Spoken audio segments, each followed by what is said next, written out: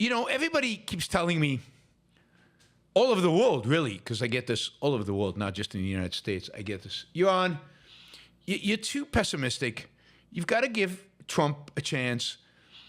I mean, he's saying and doing some really good things. Elon Musk is there, and he's a good guy. And Vivek, everybody loves Vivek. And, Andreessen is getting involved, and a bunch of Silicon Valley people are getting involved, and they want innovation, and they want to bring the innovative spirit to government, and they want to do these things, and it's just basically super exciting. And so I've been thinking, maybe I should give Trump a break, and I was thinking of doing a segment on the show. Maybe good things can happen, and maybe good things can happen. I mean, if the Silicon Valley people can really get stuff done, that'd be great. And they could. They really could get stuff done. And that'd be a game changer in spite of all the other bad stuff Trump does. If we can just change the whole attitude towards government, and that'd be pretty cool. So I keep thinking maybe I'm being too pessimistic, and maybe these guys will really bring this free market spirit into the White House. And it's difficult because, God, I'm giving a talk on art in Tokyo at an art gallery, and a guy starts arguing with me about Trump. You can't escape it. It's everywhere. They love him, and if not Trump, then it's Musk and Vivek and Silicon Valley and all this stuff, and people some of them people I really respect, right? Bitcoin is through the roof. By the way, because the government is going to invest in it, which I find unbelievably ironic for the anti-government Bitcoin promoters. Now the value of Bitcoin is dependent on the government's strategic reserve. Maybe we'll talk about that at the end of the show, if I have time. If not, we'll talk about it. We'll talk about it on a different show. The whole strategic reserve is actually the funniest story around. Anyway, we've got Doja, or whatever you want to pronounce it or call it. It doesn't really matter. It's it sounds super exciting and super interesting, and they're going to deregulate. Massive deregulations are coming, and all of them. And then, just as I'm pivoting and I'm being seduced and tempted, maybe to be a little bit, slightly, moderately positive about some aspect of Trump, Trump posts this. When was this? This was on the 12th, 4 days ago, on Truth, whatever. What's it called? Truth Social. And I quote Donald J. Trump. He just finished a meeting with the International Longshoremen Association and its president, Harold Daggett, and executive VP, Dennis Daggett. Dennis Daggett and Harold Daggett. Do you think the president and the executive VP might be related? I don't know. Do you think?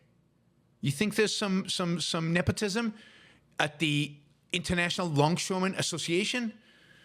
Probably not, right? I mean, it's a pretty performance-driven, merit-based entity, so probably not a lot of nepotism. But anyway, I found that's interesting. Harold Daggett and Dennis Daggett. Anyway, Donald Trump continues. There's been a lot of discussion having to do with automation on the United States docks. Some of this is too funny, so I'm reading it with, I'll laugh in between, because this next sentence is really, really, really funny, right? But it's typical Donald Trump funny, right? I'm quoting in for Donald Trump. I've studied automation and know just about everything there is to know about it.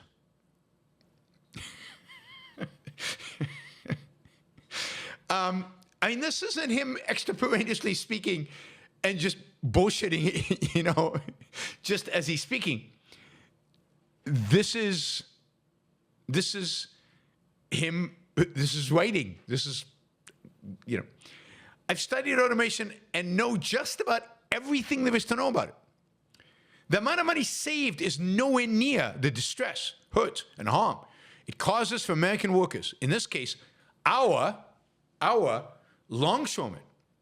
Foreign companies have made a fortune in the U.S. by giving them access to our markets. Oh, we have done foreign companies such an amazing favor. We do it every day. We make them this favor by giving them access to our markets. We sacrifice to do it. But we're good guys, so we let them sell us stuff. We don't really want their stuff.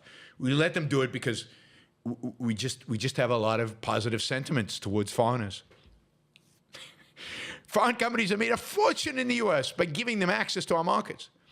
They shouldn't be looking for every last penny, knowing how many families are hurt. They've got record profits, and I'd rather these foreign companies spend it on the great men and women on our docks than machinery, which is expensive and which will constantly have to be replaced. Oh my God. And it might be machinery from foreign countries. It might not be machinery made in the United States. In the end, there's no gain for them. And I hope that they will understand how important an issue this is for me.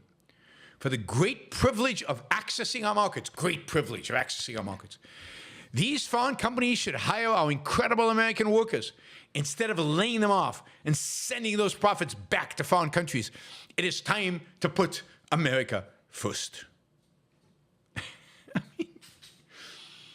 I don't know, guys.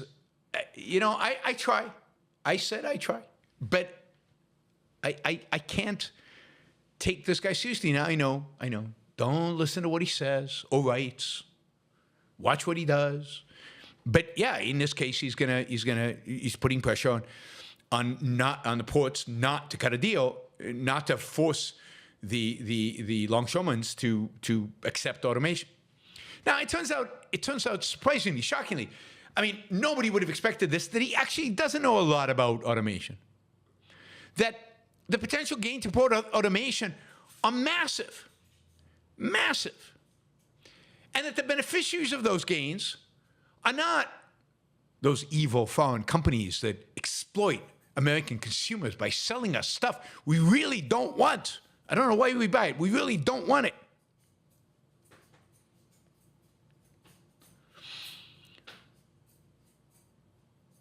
But the gains from automation accrue to American consumers. The fact is that the cheaper it is to get the goods off the boat, onto trucks, into the store, the cheaper that process is, the cheaper the goods are. The cheaper it is to sell to American people. Foreigners will still make money, and Americans will buy at cheaper prices. If Trump wants to fulfill his campaign promise to lower prices in America, which he has now backtracked from, by the way, then what he needs is automation.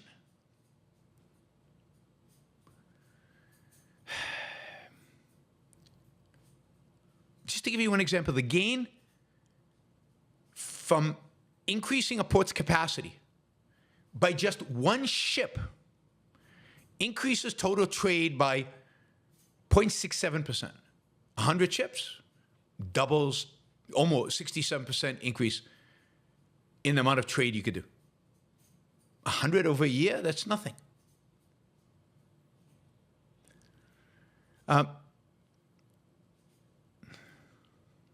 You get less congestion, less delays,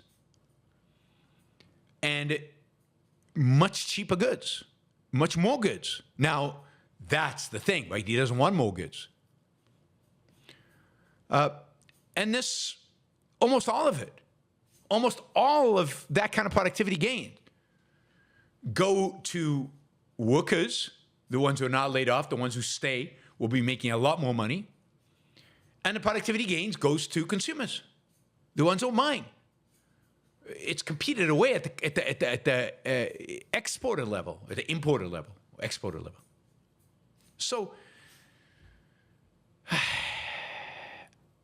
it's just shocking how bad he is on anything related to actual economics, to the actual workings of markets, and how willing he is to pander to the so-called working class, who he now considers his voters, and who the left has always pandered to. And the left has always pandered to with statism, with regulations, with controls, with minimum wages, with price controls, and all of this. And now Republicans are going to pander to that group with the same kind of mechanisms. And now we literally have nobody advocating for even a semblance of what you might consider broadly or vaguely or a little bit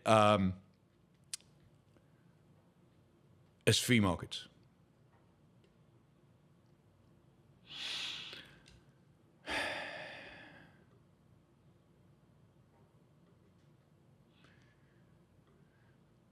All right.